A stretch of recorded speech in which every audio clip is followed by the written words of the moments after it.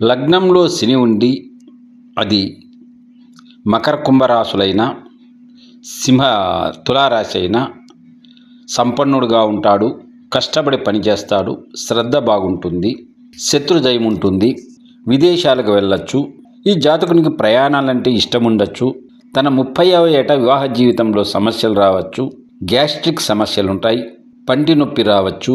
శని కన్యారాశిలో కానీ, ధనుసులో కానీ, మకరంలో కానీ, లేదా కుంభంలో కానీ, మీనంలో కానీ ఉండి దాని మీద పాపదృష్టి లేకపోతే అది లగ్నమైతే గొప్ప సంపన్నుడవుతాడు.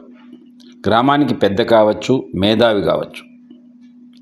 శని కుజుంతో కలిసి ఉంటే అది లగ్నమైతే గాయపడతాడు, లేదా ఆకస్మిక మరణం సంభవించవచ్చు, లేదా ఆత్మహత్య చేసుకోవచ్చు, లేదా జైలుకు వెళ్ళే అవకాశం ఉంటుంది.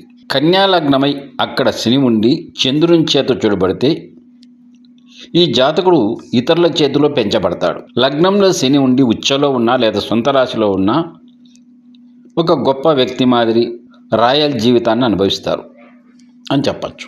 శని మేషం లేదా వృషభంలో ఉండా, లేదా మిథునంలో ఉంటే, లేదా కర్కాటకంలో ఉంటే, లేదా సింహంలో ఉన్నా, కన్యలో ఉన్నా, వృశ్చికంలో ఉన్నా ఈ జాతకునికి కాస్త పళ్ళు పెద్దవిగా ఉండొచ్చు. ధనుస్సులో శని ఉంటే లేదా మీనంలో శని ఉన్నా అది లగ్నమైతే గొప్ప మేధావి అవుతాడు.